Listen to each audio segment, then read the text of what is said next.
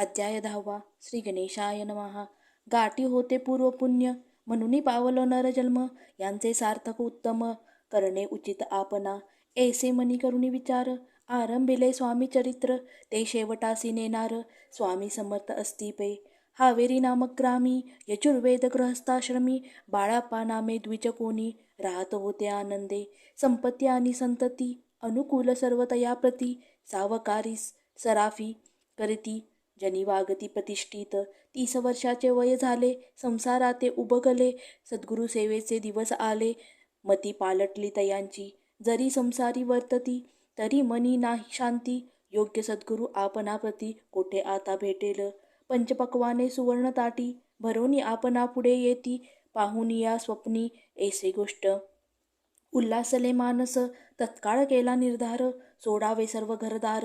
मायापाश धुडतर विवेक शस्त्रे तोडावा. सोलापुरी काम आम्हासी ऐसे सांगून सर्व त्रासी. निघाले सद्गुरु शोधासी.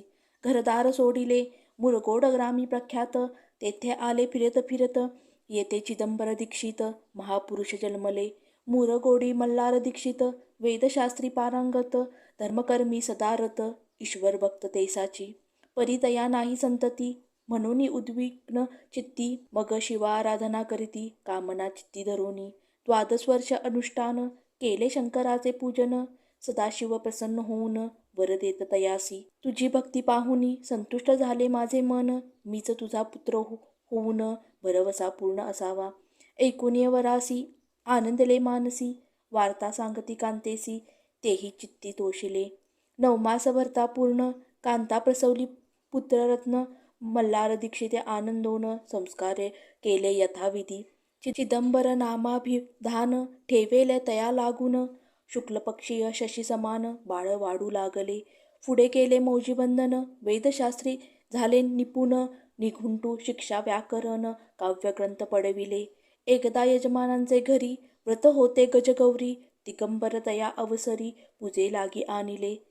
प्राणप्रतिष्ठा मंत्र म्हणता गजासी प्राण येऊन तत्वता. चालू लागला हे पाहता विस्मित झाले यजमान.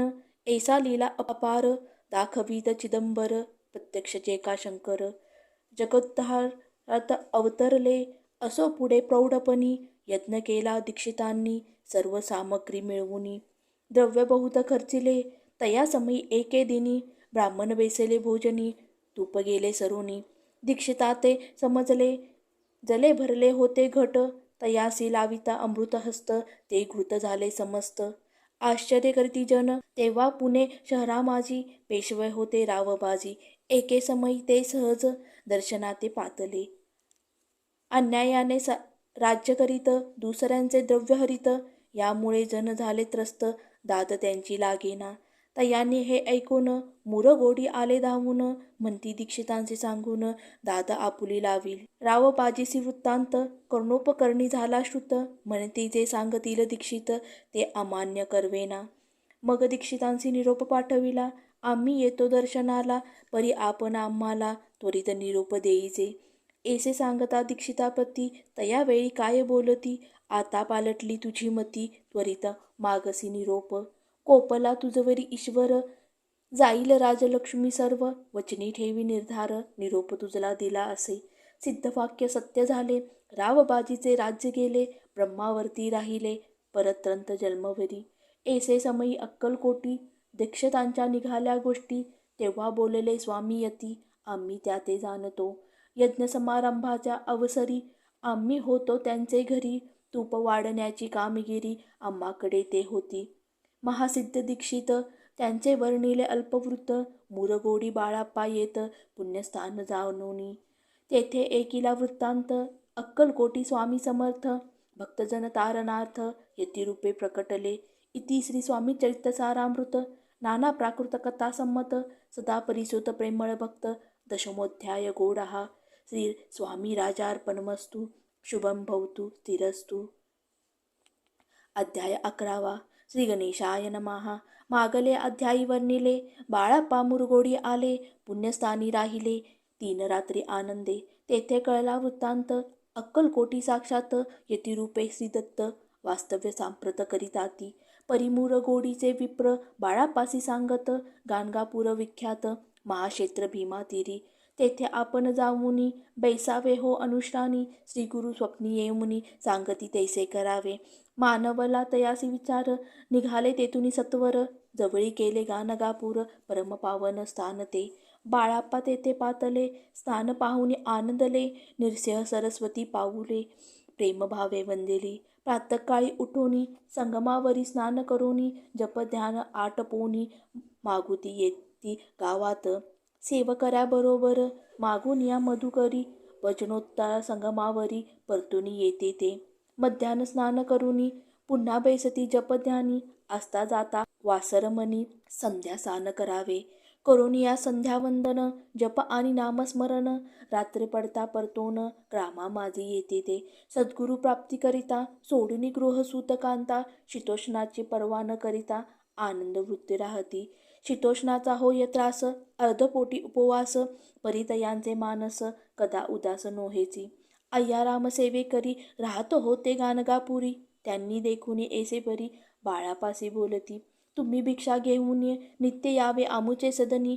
जे जे पडेल तुम्हास कमी तेथे आम्ही पुरवुजी.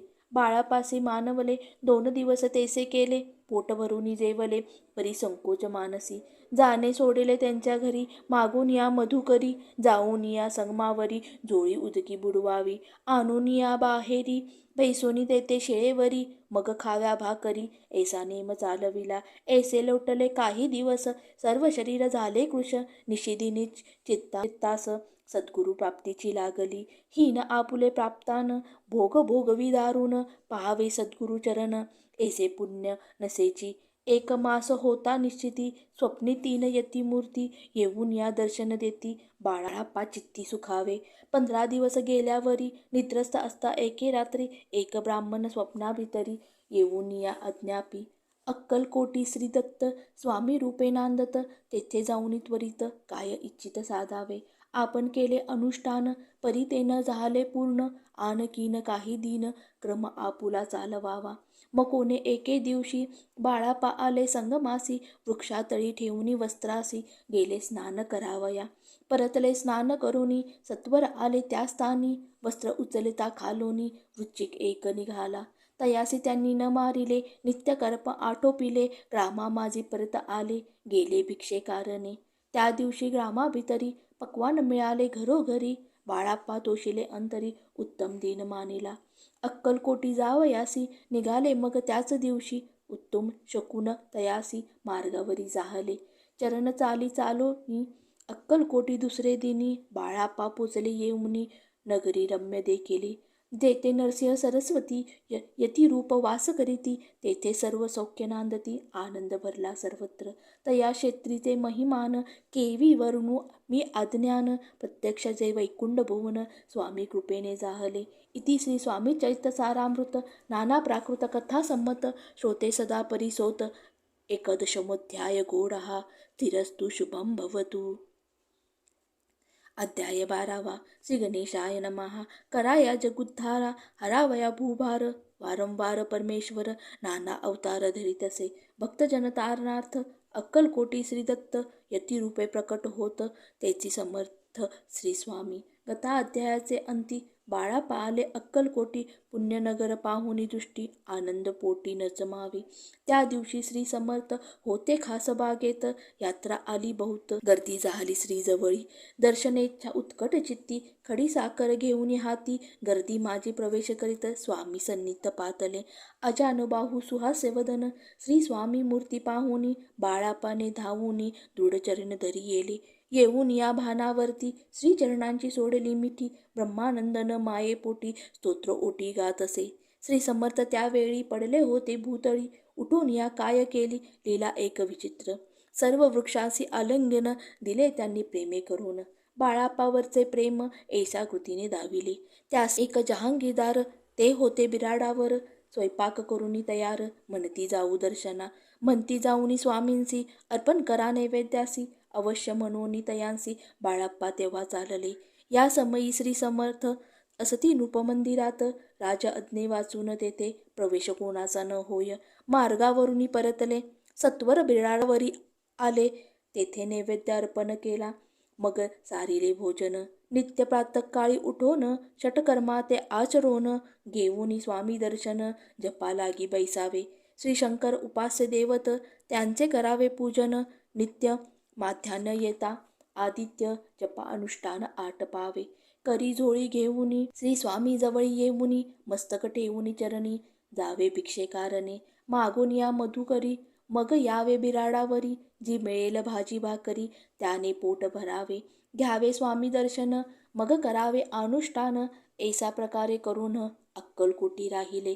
चोळप्पा आदी करून सेवे करी बहुत जण त्यात सुंदराबाई म्हणून मुख्य होती त्यावेळी. एके दिवशी तयासी बाई आज्ञा करी ऐसी आपण ही श्री सेविसी करीत जावे आनंदे. बहुत जण सेवे करी बाई मुख्य त्या माझारी सर्व अधिकार तिच्या करी व्यवस्थेचा होता पे. या कारणे आपसात भांडणे होती सदोदित. स्वामी सेवेची तेथे अव्यवस्था होत असे. हे बाळप्पांनी पाहुनी नाना युक्ती योजून मोडून टाकिले भांडण. एकचित्त सर्व केले बाळापाची प्रेमळ भक्ती पाहुनी संतोष स्वामीपती. दृढ भाव धरुनी चित्ती सेवा करीती आनंदे. ऐसे लोटता काही दिवस बाळापाची या शरीरास व्याधी जडिले रात्रंदिवस. चैन नसे क्षणभरी भोग भोगिले काही दिन कागदाची पुडी बेंबीतून पडली ती पाहता उकलून. विष त्यात निघाले पूर्वी कोण्या कृतज्ञे बाळापासी यावे मरण. विष दिदले कानोल्यातून पडले आज बाहेर. स्वामी कृपेने आजवरी गुप्त असे उदरी. सद्गुरु सेवा त्यांचे करी व्हावी लिखित विधीसे. प्रत्येक सोमवारी तयानी महादेवाची पूजा करोनी मग यावे परतोनी. स्वामी सेवेकारणे हे पाहुणे एके दिवशी बाई विनवी समर्थांसी आपण सांगून बाळाप्पासी शंकर पूजनी वर जावे. तैसी आज्ञा तयाप्रती एके दिनी समर्थ करीती परी बाळप्पाचे चित्ती विश्वास काही पटेना. बाईच्या आग्रहावरून समर्थ दिली आज्ञा जाण. हे नसेल सत्यपूर्ण विनोद केला निश्चये. पूजा करणे उचित न करावी हेची सत्य. या चिठ्ठ्या लिहित प्रश्न पाहता बाळाप्पा. एक चिठ्ठी तयातूनी उचलून या पाहता वाचूनी न करावयाचे पूजन तिये माझी लिहिलेसे. तेव्हा सर्व भ्रांती फिटली स्वामी आज्ञा सत्य मानिली. ही भानगड पाहिली श्रीपाद भटजींनी. श्रीपाद भट्ट एके दिवशी काय बोलती बाळापासी. दारापुत्र सोडून देसी आपण येते राहिला. आपण आल्यापासूनी आमचे होते नुकसान. ऐसे बोल ऐकूनी बाळाप्पा मनी खिन्न झाला. स्वामींनी मज आज्ञा द्यावी मी जातो आपुल्या गावी. परी तुम्ही युक्ती योजावी आज्ञा होईल ऐसेच. श्रीपाद भट्टे एके दिवशी विचारले समर्थांसी कुलदेवतेच्या दर्शनासी जावया इच्छी बाळाप्पा. ऐसे ऐकून या समर्थ हास्यमुखे काय बोलत. कुलदेवतेचे दर्शन नित्य बाळाप्पा येथे करीत असे. श्रीपाद म्हणे बाळाप्पासी समर्थ न देती आज्ञेसी तरी टाकूनी चिठ्ठ्यांसी आज्ञा द्यावी आपण.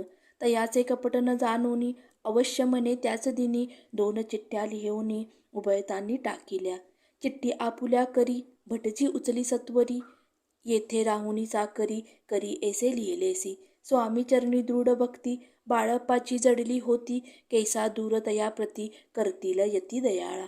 इति श्री स्वामी चरित्र सारामृत नाना प्राकृत कथा संमत सदा प्रेमळ परिसोत 12वाध्याय गूढः. श्री राजाधिराज योगीराज श्री स्वामी समर्थ महाराजार्पणमस्तु.